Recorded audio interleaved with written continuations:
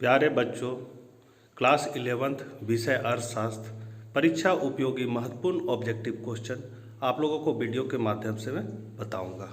आप लोग ध्यानपूर्वक वीडियो को देखें, सुने, कॉपी में नोट करें। सारे परीक्षा उपयोगी है।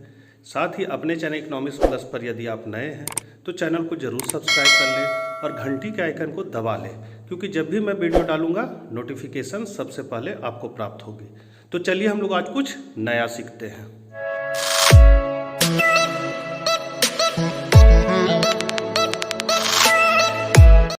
कक्षा 11 विषय अर्थशास्त्र, चैप्टर का नाम है अपकिरण की माप। महत्वपूर्ण ऑब्जेक्टिव क्वेश्चन है। पहला क्वेश्चन है, चरम मूल्यों में सर्वाधिक प्रभावित होने वाला अपकिरण की माप है। तो सबसे अधिक प्रभावित होने वाला माप है विस्तार। पारस का अर्थ है, पारस हम लोग विस्तार या इंग्लिश में इसको हम लोग रेंज कहते हैं। तो पारस का अर्थ है अधिकतम एवं न्यूनतम प्रेक्षों के बीच अंतर। तीसरा है, निम्न तालिका से विस्तार ज्ञात कीजिए। यहाँ पर यह तालिका दिया हुआ है। तो विस्तार का फॉर्मूला होता है L माइनस S। तो L मतलब होता है अधिकतम मूल्य, तो इसमें अधिकतम मूल्य कितना है 18। S मतलब होता है न्यूनतम मूल्य, तो न्यूनतम मूल्य कितना है मेरा ये 10। तो S बराबर हो गया 10।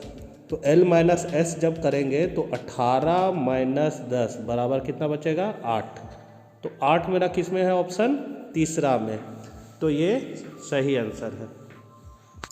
चौथा क्वेश्चन है, किस अर्थशास्त्री के अनुसार अपकिरण पदों के विचरण का माप है। तो ये बौले के अनुसार है। पांचवा है, समंको आंकड़ों के अपकिरण मापने की सबसे सरल माप कौन है। तो वो है विस्तार। पदों के विचरण के माप को कहा जाता है, तो उसको हम लोग कहते हैं अपकिरण। विस्तार गुणांक का सूत्र होता है, तो विस्तार या रेंज का गुणांक का सूत्र होता है L माइनस S बटा L प्लस S, मतलब तीसरा ऑप्शन सही है। निम्न आंकड़ों से विस्तार या रेंज ज्ञात करें। तो यहाँ आंकड़ा आपका दिया हुआ है, इससे रेंज ज्ञात करना है। तो अभी जस्ट बताए थे, सबसे अधिकतम मूल्य को देखना है। अधिकतम कितना है 81, तो L हो गया 81। उसके बाद न्यूनतम मूल्य को देखना है, तो न्यूनतम मूल्य मेरा कितना है 35। उसका L माइनस S, R बराबर L माइनस S, तो R बराबर L कितना है 81, S है मेरा 35, माइनस कर देंगे तो कितना मेरा आ जाएगा 46। तो ये तीसरा ऑप्शन जो है 46 सही है। 9th नंबर क्वेश्चन है, निम्न आंकड़ों का विस्तार गुणांक होगा। यहाँ पर गुणांक निकालना बोला, तो गुणांक का फॉर्मूला क्या होता है L माइनस S बट्टा L प्लस S। ये विस्तार गुणांक का विस्तार गुणांक का फॉर्मूला है। तो यहाँ पर L मेरा कितना है, L है मेरा 72 और S है मेरा सबसे छोटा नंबर कितना है 24। तो विस्तार गुणांक मतलब कोफिशिएंट ऑफ रेंज बराबर हो जाएगा L माइनस S बट्टा L प्लस S। मतलब L हो गया मेरा 72 माइनस S हो गया 24 बट्टा 72 प्लस 24। अब ये दोनों को अगर हम लोग माइनस करते हैं तो आ जाएगा मेरा 48 बट्टा, और इसको हम लोग जोड़ देंगे तो आ जाएगा 96। अब जब 96 से 48 में भागा देंगे तो मेरा आ जाएगा 0.5। तो 0.5 कौन ऑप्शन में है, चौथा ऑप्शन। तो ये चौथा ऑप्शन सही है। 10वां है, निम्न आंकड़ों के विस्तार है। तो विस्तार क्या है, तो L मेरा कितना है 80, S मेरा कितना है 10। तो रेंज कितना हो जाएगा 80 माइनस 10 बराबर 70।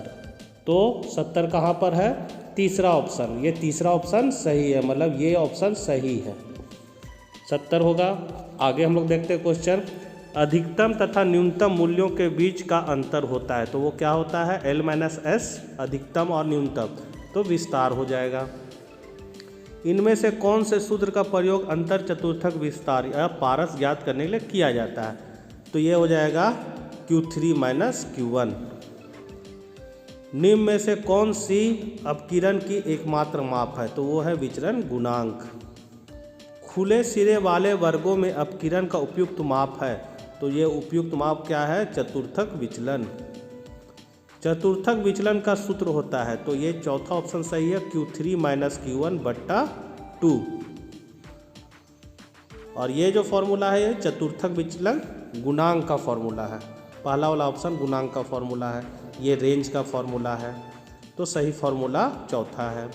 प्लस माइनस चिन्हों को छोड़ दिया जाता है कि डैश की गणना में, तो इसमें माध्य विचलन में छोड़ दिया जाता है जब हम लोग मोड dx करते हैं तब। तो व्यक्तिगत श्रेणी में समांतर माध्य से माध्य विचलन के माप का सूत्र है, तो क्या सूत्र है? माध्य विचलन, माध्य बराबर होगा सिग्मा मोड dx/n। माध्य विचलन निकाला जा सकता है, तो माध्य विचलन किससे निकाला जा सकता है? तो इनमें कोई एक, माने माध्य से माध्य विचलन निकाल सकते हैं, माध्यिका से माध्य विचलन निकाल सकते हैं और बहुलक से भी माध्य विचलन निकाल सकते हैं।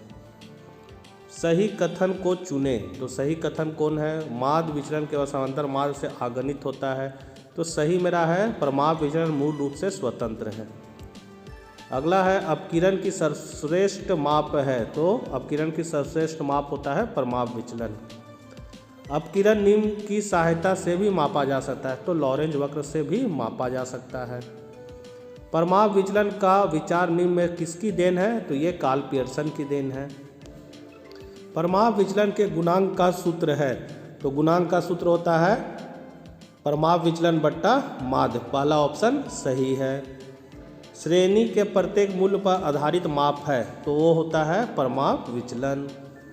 परमाप विचलन हमेशा परिकलित किया जाता है, किससे? तो माध्य से। निम्न में से कौन सी अपकिरण की माप नहीं है? तो अपकिरण की माप कौन नहीं है? तो इसमें से बहुलक अपकिरण की माप नहीं है। बहुलक क्या है? केंद्रीय प्रवृत्ति की माप है। अब हम लोग नेक्स्ट चैप्टर देखते हैं, सहसंबंध से महत्वपूर्ण ऑब्जेक्टिव क्वेश्चन। तो पहला है कार्ल पियर्सन सहसंबंध गुणांक को व्यक्त किया जाता है, तो दूसरा इसका फॉर्मूला सही है, R बराबर sigma xy/√ओवर sigma x² sigma y²। और ये जो फॉर्मूला है ये रैंक सहसंबंध का फॉर्मूला है। निम्न चित्र में सहसंबंध का परिमाप क्या है? तो इस चित्र को देखिए, तो इसमें क्या है, यहाँ से यहाँ जो आया है सीधा ये बताता है R बराबर -1, क्योंकि नीचे की ओर आ रहा है। यदि R बराबर +-1 हो तो सहसंबंध कहलाता है, तो क्या कहलाएगा? पूर्ण सहसंबंध, मतलब दो चरों के बीच पूर्ण सहसंबंध है।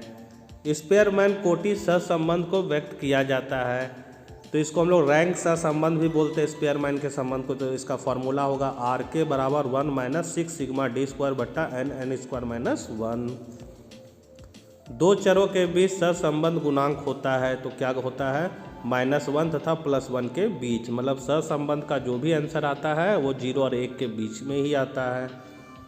सहसंबंध के सूत्र का प्रतिपादन किसने किया था? तो चार्ल्स स्पेयरमैन और कार्ल पियर्सन ने किया था। यदि दो चर के बीच सहसंबंध शून्य है तो इसका तात्पर्य क्या है? तो इसका मतलब है सहसंबंध की अनुपस्थिति, मतलब दो चरों के बीच किसी तरह का संबंध नहीं है। अंतर कोटि रीति किसकी देन है? तो अंतर कोटि या रैंक सहसंबंध ये स्पेयरमैन की है। बुद्धिमत्ता, सुंदरता आदि गुणात्मक तथ्यों के मध्य सहसंबंध गुणांक है, तो क्या है? इनमें से कोई नहीं। जब दो चरों के बीच परिवर्तन एक ही दिशा में होता है तो वह सहसंबंध कहलाता है धनात्मक। मूल्य तथा मांग के बीच सहसंबंध गुणांक -82 है। परिणाम की विवेचना कीजिए, तो क्या परिणाम होगा? उच्च परिमाणीय ऋणात्मक सहसंबंध, क्योंकि यहाँ माइनस लगा हुआ है। दूसरा ऑप्शन सही है। चर के मध्य कोटि के अंतर का योग क्या होता है? तो शून्य होता है। कार्ल पियर्सन विधि का प्रतिपादन हुआ था, कब हुआ था? तो 1890 ईस्वी में। स्पेयरमैन कोटि अंतर विधि का प्रतिपादन हुआ था तो 1904 में। कार्ल पियर्सन एक प्रसिद्ध क्या है? तो प्राणी शास्त्री हैं, अर्थशास्त्री भी हैं लेकिन यहाँ प्राणी शास्त्री हैं। तो बच्चों वीडियो को ज़्यादा से ज़्यादा अपने मित्रों के बीच ज़रूर शेयर करें ताकि वो भी इसका लाभ उठा सके। तब तक के लिए आज्ञा दीजिए, बाय बाय।